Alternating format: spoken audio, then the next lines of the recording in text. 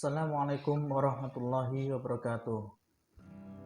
Ya, kembali dengan matkul bimbingan dan konseling kami dari kelompok 3 yang beranggotaan saya Hari Ahmad Setiawan, yang kedua Indah Dina, dan yang ketiga adalah Eliza Firdawati.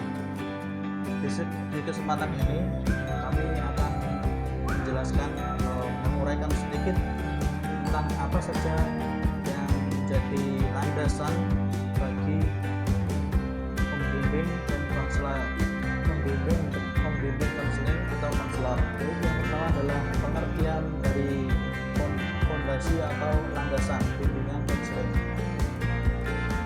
Landasan bermakna pijakan atau tempat untuk berpijak pada suatu tempat.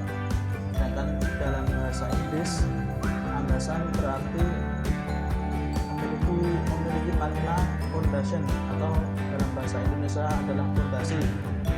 Nah, fondasi ini adalah suatu hal yang penting dan urgent untuk mengawali sesuatu.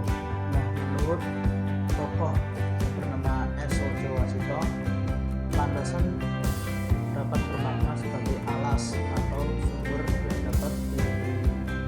yang bisa diperoleh untuk mengawali sesuatu. Pesan pada bimbingan konseling pada dasarnya merupakan faktor yang penting dan harus dipertimbangkan oleh konselor atau pembimbing untuk memberikan layanan kepada orang yang membutuhkan bimbingan. Sebagai konselor, kita harus bisa memahami dan mengetahui secara rinci apa saja landasan yang harus diperhatikan dalam melakukan bimbingan konseling. Karena jika kita tidak memahami dengan betul, maka kita tidak akan efektif dalam membimbing atau memberikan masukan kepada seorang yang membutuhkan. Di makalah ini akan kami jelaskan 5 dari landasan bimbingan konseling. Yang pertama adalah landasan psikologis, dan yang kedua landasan yuridis, yang ketiga landasan religius, yang keempat landasan psikologis, dan yang kelima ialah landasan sosial budaya. Berikut akan diuraikan oleh teman saya, yaitu Eliza dan Indah Dina. Saya Indah Dina, NIM 2011-90-104. Di sini saya akan meneruskan penjelasan dari teman saya, yaitu tentang macam-macam landasan bimbingan dan konseling. 1. Landasan filosofis. Landasan filosofis merupakan landasan yang dapat memberikan arahan dan pemahaman, khususnya bagi konselor dalam melaksanakan setiap kegiatan bimbingan dan konseling yang lebih bisa dipertanggungjawabkan secara logis, etis maupun estetis. Yang kedua yaitu landasan yuridis.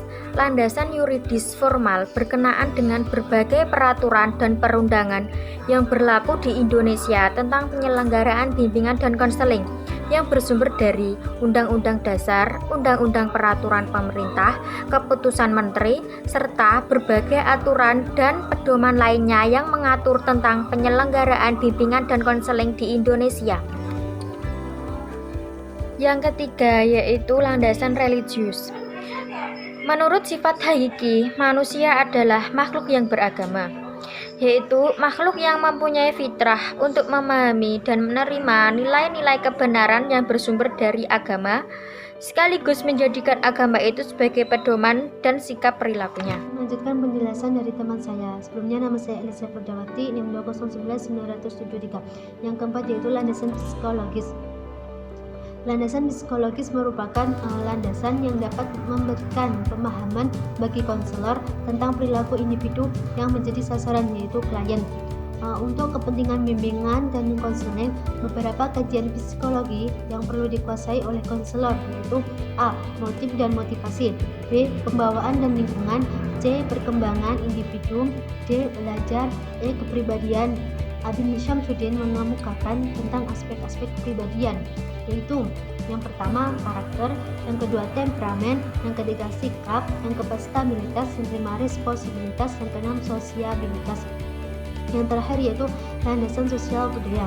Landasan sosial budaya adalah landasan yang dapat memberikan pemahaman kepada konselor tentang dimensi kesosialan dan kebudayaan sebagai faktor yang mempengaruhi terhadap perilaku individu.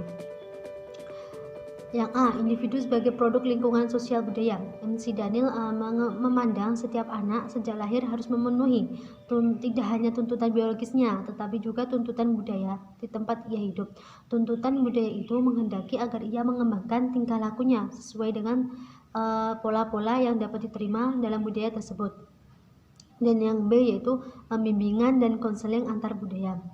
Sesuai dengan dimensi kesosialannya, individu-individu saling berkomunikasi dan menyesuaikan diri.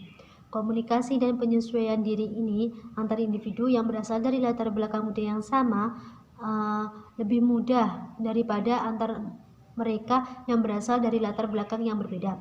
Konselor diharapkan berhasil dalam menyelenggarakan konseling antar budaya. Mereka yang telah mengembangkan 3 dimensi kemampuan, yaitu dimensi keyakinan, sikap, pengetahuan, dan keterampilan yang sesuai dengan klien antar budaya yang akan dilayani. Cukup sekian dari kelompok kami.